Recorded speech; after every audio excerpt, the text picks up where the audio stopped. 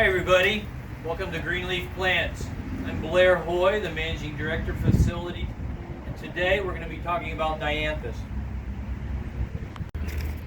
Dianthus is a very versatile crop and it fits for multiple applications in the retail world. So the first question you really have to ask is, what's the distribution channel that you are selling to? Is that a perennial blooming program at a large big box supplier? Is it a landscape distributor? Or is it an independent garden center or a grocery chain outlet? So there's different series of Dianthus that are applicable for each one of those. So for example, in the big box Dianthus market, you could look at American Pie, Super Troopers, you could look at Early Birds. Those are just a few of the items for that sales channel. For the landscape distributor market, Dianthus Mountain Frost, the Vivid series, the Kahori series all fit that landscape kind of mounding effect that the Dianthus will fill into once it's planted in the beds. And then finally we have a Flow Dianthus series, which is a programmable Dianthus that's specifically for the grocery chain or the independent garden center market. The Flow series is not hardy, but it can be programmed and produced weekly as a pot crop. So the breeders of all the new Dianthus that are coming out are really pushing the envelope as far as vernalization needs.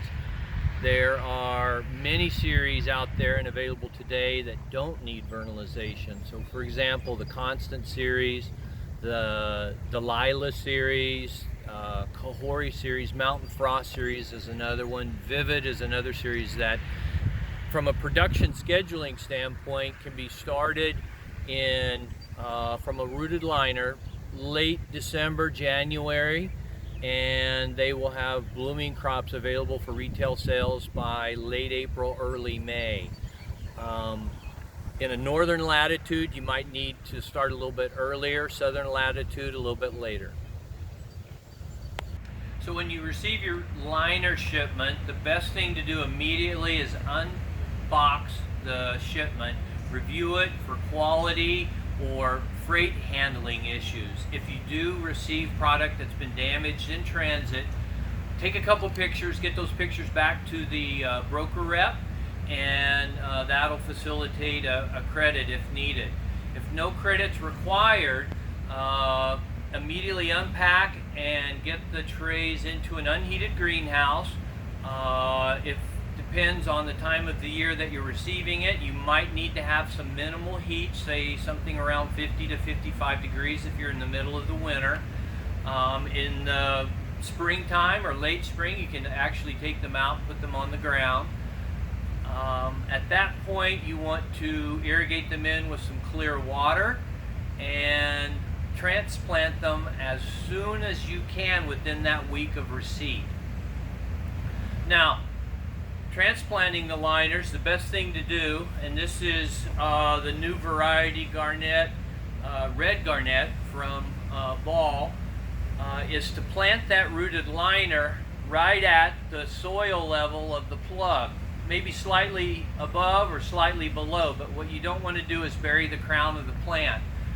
When you plant that at the right height, that will actually facilitate a reduction in root problems and or transplant issues that you might experience post-transplant. After transplanting that plug, depending on what type of container you're going into, be sure to use a pasteurized soil mix. At that point, you can irrigate with a 100 to say 125 parts per million of an even, well-balanced fertilizer containing microbes. Dianthus is a crop that enjoys bright sun and cool temperatures.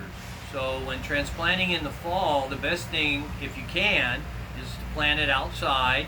If you're in the north, you should be transplanting those liners before the end of August. Hopefully the early August is much better. In the south, you can actually wait until later in August and October.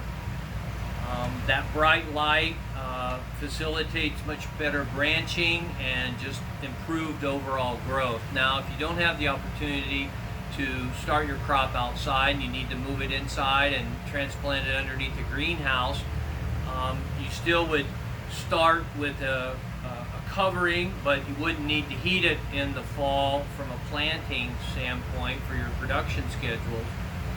But you would need to turn the temperature up in the north and the south. I would say a starting temperature would be, nighttime temperature could be as low as 55.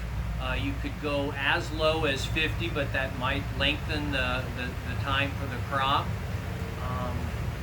Once established and the pots actually reach the edge of the containers and they are still inside the greenhouse, you can actually drop that night temperature down from 50 to as low as 45 to 48. You can even go as 42 if you're ahead. Daytime temperatures, you'd be looking at 58 to 62 if you can manage that low of a temperature. Again, and that's inside. If everything was produced outside and you were finishing, you'd obviously need to cover your crop with a overwintering blanket. So Dianthus are not heavy feeders, but after transplanting, fertilizer at 100 to 125 parts per million of an even, well-balanced, containing micros is very critical for a quality crop. The other aspect is as the crop grows, you want to maintain or be consistent with about a 2.5, nothing higher than 2.75 on an EC listing for your soils during the growth cycle. Again, Dianthus are not heavy feeders. Any type of fertilizer will work. What you don't want to use is like a strong ammonium nitrate only nitrogen source. So insects are not a major problem for Dianthus, but you still need to be on the lookout for them. Aphids, thrips, mites are the major concern.